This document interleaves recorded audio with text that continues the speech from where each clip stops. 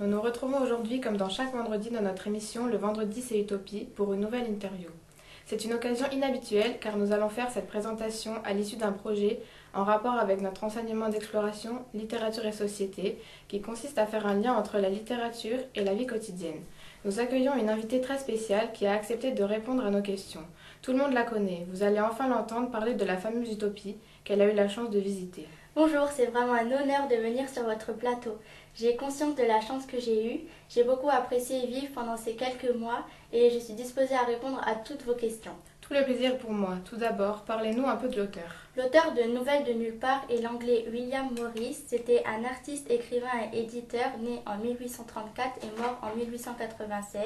Il a publié cette utopie en 1890 et des gens ont quelque part réalisé ce que l'auteur a imaginé.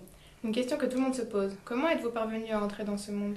La route était simple et accessible à tous. J'ai pu y arriver en 3 heures à pied. Personne n'y était jamais allé parce que tout le monde avait peur de ce monde.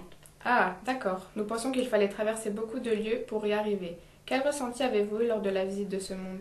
J'ai été agréablement surprise de l'accueil et de la sympathie que les personnes ont entre eux.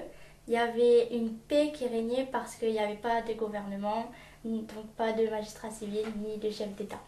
Chez nous, beaucoup trop de personnes gouvernent ce monde. Y a-t-il des différences par rapport à notre société actuelle ? Oui, personne ne se sentait supérieur aux autres. J'ai beaucoup apprécié que l'égalité soit un pilier fondamental et respecté de tous, parce que dans notre société, l'égalité est indispensable, mais parfois elle n'est pas respectée parce qu'il y a certaines formes de discrimination. Puis l'école n'existe plus, c'est les familles qui éduquent les enfants. À l'âge de 4 ans, ils savent déjà lire, écrire et parler plusieurs langues. J'ai été déçue de cela parce que pour moi, l'école, elle permet d'apprendre des choses et de tisser des liens sociaux. Avez-vous parlé avec les enfants de l'école ? Oui, ce qui m'a beaucoup impressionnée. Nous étions dehors et je leur ai parlé de notre école.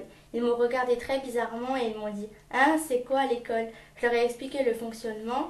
Donc un professeur nous apprenait des choses et qu'on devait y aller tous les jours du matin au soir.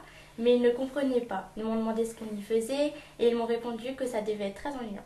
Ah, je vois, ils savent déjà faire autant de choses à 4 ans. Y a-t-il quelque chose de ce monde que vous auriez fait différemment ? À part l'instauration de l'école qui me semble indispensable, je n'aurais fait aucun changement parce que c'est un monde idéal et c'est le principe d'une utopie.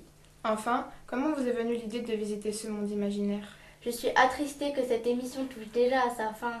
J'ai toujours été fascinée par les utopies depuis que ma mère m'en lisait tous les soirs quand j'étais petite.